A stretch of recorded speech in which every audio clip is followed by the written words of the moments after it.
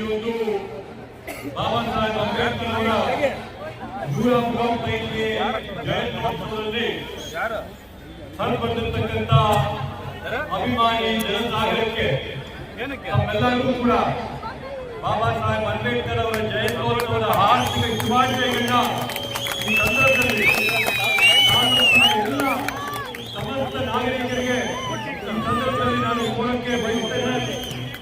ಬಂಧುಗಳೇ, ಎಲ್ಲಕ್ಕಿಂತ ವಿಶೇಷವಾಗಿ ಇವತ್ತು ನಾವು ಬಾಬಾ ಸಾಹೇಬ್ ಅಂಬೇಡ್ಕರ್ ಅವರ ಜಯಂತಿನ ಆಚರಣೆ ಮಾಡಬೇಕಂತಂದ್ರೆ ಏನ್ ನಾವು ಗಮನಿಸಬೇಕು ಅಂತಂದ್ರೆ ಸ್ವಾರ್ಥ ಭಾಷಣ ಮಾಡ್ತಾ ಇರಬೇಕಾದಂತ ಸಂದರ್ಭದಲ್ಲಿ ಏನು ಹೆಸರುಗಳನ್ನ ಸಿದ್ದರಾಮಣ್ಣವರು ಪ್ರಸ್ತಾಪ ಮಾಡಿದ್ರು, ಅದರಲ್ಲಿ ಎಲ್ಲಾ ಧರ್ಮಗಳಿಗೆ, ಎಲ್ಲಾ ಸಮುದಾಯಗಳಿಗೆ, ಕೆಳವರ್ಗದವ್ರಿಗೆ, ಮೇಲ್ವರ್ಗದವ್ರಿಗೆ ಎಲ್ಲರಿಗೂ ಕೂಡ ಸೇರಿದಂತ ಒಬ್ಬ ಮುಖಂಡರು ಏಕೈಕ ಯಾರಾದ್ರೂ ಇದ್ರೆ ಅದು ಬಾಬಾ ಸಾಹೇಬ್ ಅಂಬೇಡ್ಕರ್.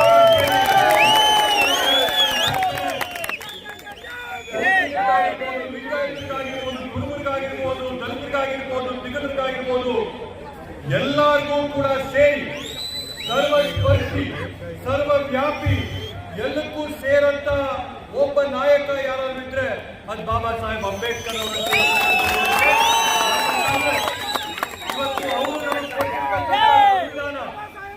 ಇವತ್ತು ಅವರು ನಮಗೆ ಕೊಟ್ಟಿರ್ತಕ್ಕಂಥ ಸಂವಿಧಾನ, ಮನೆಯಲ್ಲಿ ನಾವು ಯಾರಿಗಾದ್ರೂ ಪೂಜೆ ಮಾಡ್ಕೋಬಹುದು.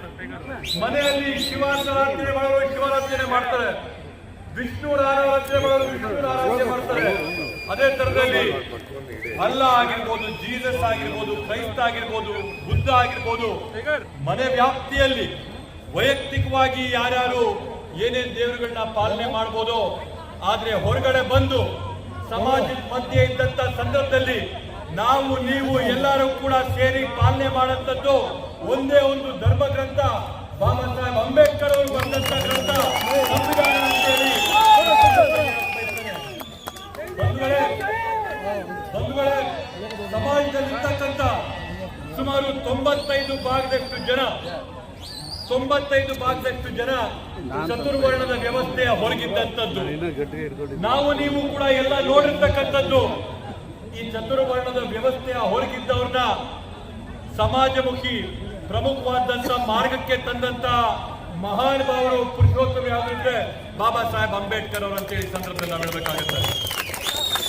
ಬಂಧುಗಳೇ, ಎಲ್ಲೋ ಒಂದ್ ಕಡೆ ಬಾಬಾ ಸಾಹೇಬ್ ಅಂಬೇಡ್ಕರ್ ಅವರ ಪ್ರತಿಭೆ ಆಗಿರ್ಬೋದು, ಅವರ ಪ್ರಬುದ್ಧತೆ ಆಗಿರ್ಬೋದು, ನಾವು ಸಂವಿಧಾನಕ್ಕೆ ಸೀಮಿತ ಮಾಡಿದ್ರೆ ಸಾಲಾಗ್ತದೆ.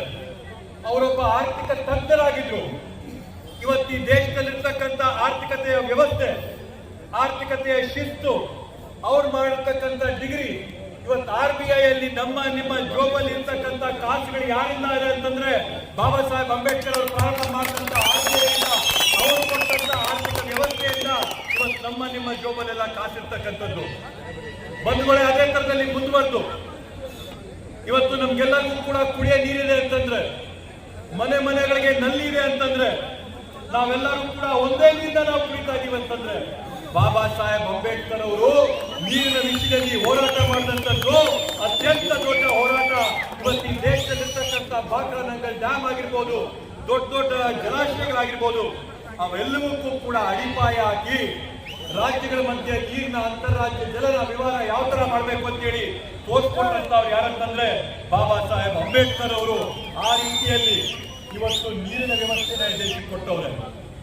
ಬಹುತೇಕ ಪಾಲಿನಲ್ಲಿ ನಮ್ಮ ಜನ ಎಲ್ಲ ಸೇರಿರ್ತಕ್ಕಂಥವ್ರು, ರೈತರು, ಕೂಲಿ ಕಾರ್ಮಿಕರು ಸೇರಿರ್ತಕ್ಕಂಥವ್ರು, ಒಬ್ಬ ಅತಿ ದೊಡ್ಡ ಲೇಬರ್ ರಿಫಾರ್ಮಿಸ್ಟ್ ಆಗಿ, ಕಾರ್ಮಿಕರ ಸುಧಾರಣೆಯಾಗಿ, ಕಾರ್ಮಿಕರಿಗೆ ಹಕ್ಕು ತರಬೇಕಂತೇಳಿ ಕಾರ್ಮಿಕರ ಸುಧಾರಣೆ ಯಾರಾದ್ರೂ ಮಾಡಿದ್ರೆ ಅದು ಬಾಬಾ ಸಾಹೇಬ್ ಅಂಬೇಡ್ಕರ್ ಅವರು ಅಂತೇಳಿ ಈ ಸಂದರ್ಭದಲ್ಲಿ ಹೇಳಬೇಕಾಗುತ್ತೆ. ಬಂಧುಗಳೇ, ಇವತ್ತು ಏನೇನೆಲ್ಲ ನಮ್ಮ ಕಾರ್ಮಿಕರಿಗೆ ಹಕ್ಕುಗಳಿವೆ ಅವೆಲ್ಲವೂ ಕೂಡ ಮೂಲಭೂತವಾಗಿ ಬಾಬಾ ಸಾಹೇಬ್ ಅಂಬೇಡ್ಕರ್ ಅವರು ಇವತ್ತು ನಮ್ಮ ರಾಜ್ಯಕ್ಕೆ, ದೇಶಕ್ಕೆ ಕೊಟ್ಟಿರ್ತಕ್ಕಂಥ ಅತ್ಯಂತ ದೊಡ್ಡ ಕೊಡುಗೆ ಅಂತೇಳಿ ಈ ಸಂದರ್ಭದಲ್ಲಿ ಹೇಳಬೇಕಾಗುತ್ತೆ. ಬಂಧುಗಳೇ, ಇತ್ತೀಚಿನ ದಿನಮಾನಗಳಲ್ಲಿ ನಾವು ಚರ್ಚೆಗಳನ್ನ ನೋಡ್ತಾ ಇದೀವಿ. ಮಹಿಳೆ ಮೀಸಲಾತಿ ಅಂತ ಮಾಡಿವತ್ತೇನು ಡಿಲಿಮಿಟೇಷನ್, ರಿಸರ್ವೇಶನ್ ಅಂತೇಳಿ ಮಹಿಳೆಯರಿಗೂ ಕೂಡ ಸಮಾನವಾದಂತ ಹಕ್ಕನ್ನ ಈ ಸಮಾಜದಲ್ಲಿ ಕೊಡಬೇಕು ಅನ್ನೋ ಒಂದು ಹೋರಾಟ ಏನು ನಡೀತಾ ಇದೆ. ಅದಕ್ಕೆ ಅಡಿಪಾಯ ಹಾಕಿದಂತವ್ರು ಯಾರಾದ್ರೂ ಇದ್ರೆ ಚತುರ್ವರ್ಣದಿಂದ ಹೆಂಗಸರನ್ನ ಮುಕ್ತಿ ಮಾಡಿದಂತವ್ರು ಯಾರಾದ್ರೂ ಇದ್ರೆ, ಶೋಷಣೆ ದಬ್ಬಾಳಿಕೆಯಿಂದ ಮಕ್ಕಳಿಗೆ ವಿಮೋಚನೆ ಕೊಟ್ಟಂತವ್ರು ಯಾರಾದ್ರೂ ಇದ್ರೆ ಬಾಬಾ ಸಾಹೇಬ್ ಅಂಬೇಡ್ಕರ್ ಅವರಿಗೆ ಈ ಸಂದರ್ಭದಲ್ಲಿ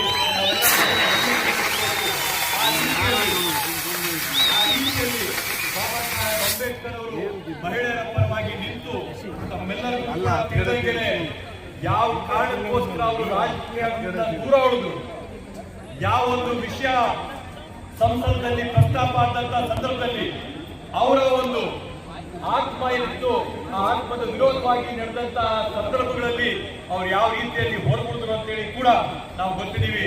ಆ ರೀತಿಯಲ್ಲಿ ಇವತ್ತೊಂದು ಹೇಳ್ಬೇಕಂತಂದ್ರೆ ಆಡ ಮುಟ್ಟಿದ್ದಂತ ಸೊಪ್ಪಿಲ್ಲ, ಬಾಬಾ ಸಾಹೇಬ್ ಅಂಬೇಡ್ಕರ್ ಅವರ ತತ್ವ ಸಿದ್ಧಾಂತಗಳು ಇರದಿದ್ದಂತ ಇಲಾಖೆ ಇಲ್ಲ ಅಂತೇಳಿ ಈ ಸಂದರ್ಭದಲ್ಲಿ ಹೇಳ್ತಾ, ಕಂದಾಯ ಆಗಿರ್ಬೋದು ಎಲ್ಲದರಲ್ಲೂ ಕೂಡ ಮಂಜು ಮಾತಾಡಬೇಕಾದಾಗ ಪ್ರಸ್ತಾಪ ಮಾಡಿ 50 ಎಕರೆ ಬಗ್ಗೆ ಹೇಳಿದ್ರು.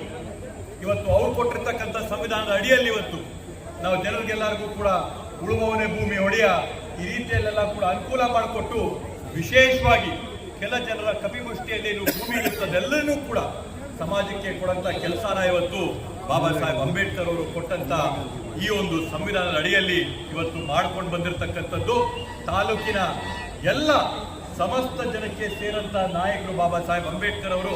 ಆ ಒಂದು ನಿಟ್ಟಿನಲ್ಲಿ ಇವತ್ತು ನಾನು ಕೂಡ ಕಣ್ಣಾಡಿಸಿ ಇವಾಗ ನೋಡಿದ್ರೆ ಎಲ್ಲ ಮುಖಂಡರುಗಳು ಕೂಡ ನಮ್ಮವರು ಬಂದಿಲ್ಲಿ ಕಾರ್ಯಕ್ರಮದಲ್ಲಿ ಭಾಗವಹಿಸಿದ್ದಾರೆ.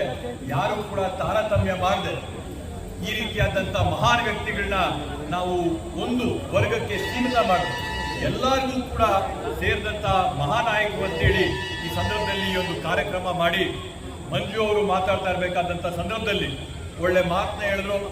ಸ್ವಾಭಿಮಾನ ಸಂಘರ್ಷ ಅಂತಂದ್ರೆ ಕೋಮುವಾದಿ ಶಕ್ತಿಗಳಾಗಿರ್ಬೋದು, ಸಮಾಜನ ಒಡೆಯಂತ ಶಕ್ತಿಗಳಾಗಿರ್ಬೋದು, ವಿಭಜನೆಗಳು ಮಾಡಂತ ಶಕ್ತಿಗಳಾಗಿರ್ಬೋದು, ವಿಭಜನೆ ಮಾಡಿ ತುಳಿತ ಮಾಡಂತ ಶಕ್ತಿಗಳಾಗಿರ್ಬೋದು, ಅವುಗಳ ವಿರುದ್ಧವಾಗಿ ನಾವು ಇದನ್ನ ಹೋರಾಟ ಮಾಡ್ತಾ ಇದ್ದೀವಿ ಅಂತೇಳಿ ಏನೊಂದು ಸಂದೇಶ ಸಾರಿದರೆ, ಆ ಸಂದೇಶಕ್ಕೆ ನಾನು ಕೂಡ ನಿಮ್ ಜೊತೆ ಇದ್ದೀನಿ ಅಂತ ಈ ಒಂದು ಸಂದರ್ಭದಲ್ಲಿ ಹೇಳ್ತಾ, ಮೊನ್ನೆ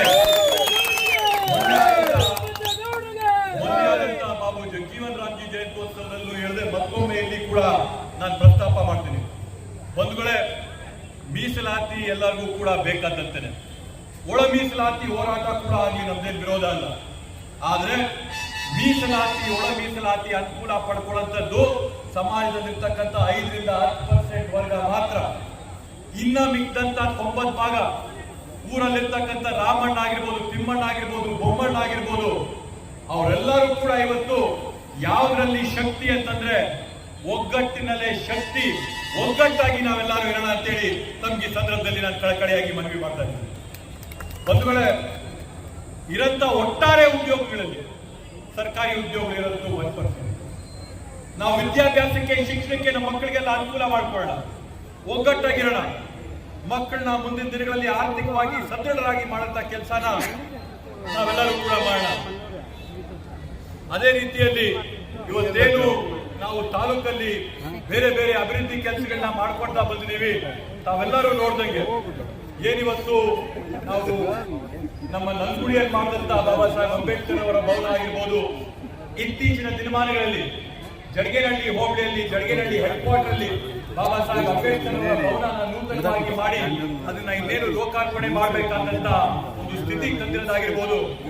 ಅನಗೊಂಡಹಳ್ಳಿ ಹೋಬಳಿಯಲ್ಲಿ ಸಣ್ಣದಾಗಿತ್ತು, ಸಮಾಜದ ಎಲ್ಲ ಮುಖಂಡರು ಬಂದು ಮನವಿ ಮಾಡಿ ಒಂದು ದೊಡ್ಡ ಮಟ್ಟದಲ್ಲಿ ಇವತ್ತು ಭವನ ಮಾಡಬೇಕು ಅಂತ ಮನವಿ ಮಾಡಿದಂತ ಸಂದರ್ಭದಲ್ಲಿ ಅದಕ್ಕೂ ಕೂಡ ವಿಶೇಷವಾಗಿ ಅನುದಾನ ತಂದು ಅದನ್ನು ಕೂಡ ಮಾಡ್ಕೊಳ್ತೀವಂತ ಹೇಳ್ತಾ, ಒಂದು ಏನು ತಾಲೂಕಿಗೆ ಒಂದು ರಂಗಮಂದಿರದ ಒಂದು ಬೇಡಿಕೆ ಇದೆ, ಒಂದು ರಂಗಮಂದಿರ ಕೂಡ ಮಾಡಿ ಎಲ್ಲರಿಗೂ ಕೂಡ ಅನುಕೂಲ ಆದಂತ ಜಾಗ ಗುರುತಿಸಿ ರಂಗಮಂದಿರ ಮಾಡಿ ಬಾಬಾ ಸಾಹೇಬ್ ಅಂಬೇಡ್ಕರ್ ಅವರ ಹೆಸರಿನಲ್ಲಿ ರಂಗಮಂದಿರ ಕೂಡ ಮಾಡ ಅಂತ ಈ ಒಂದು ಸಂದರ್ಭದಲ್ಲಿ ಸಂದೇಶ ಹೇಳ್ತಾ, ತಮ್ಮೆಲ್ಲರಿಗೂ ಕೂಡ ಮತ್ತೊಮ್ಮೆ 26ನೇ ತಾರೀಕು ನಾವೆಲ್ಲರೂ ಸೇರಿ ರಾಜ್ಯಕ್ಕೇನೆ ಒಂದು ಸಂದೇಶ ಕೊಡ್ತಾರೆ.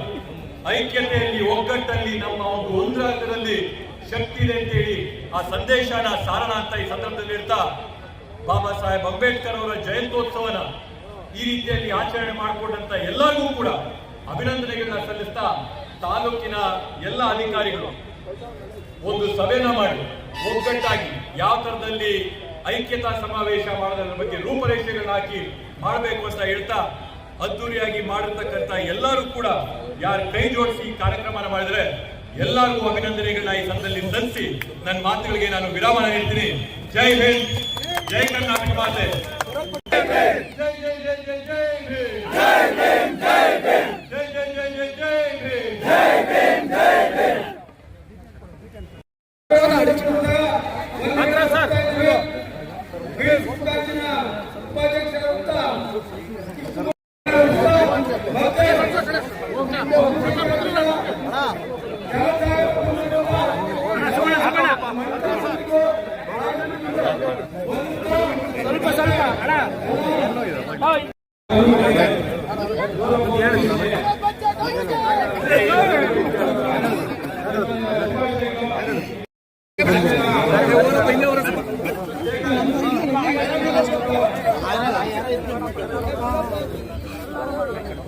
ಈಗ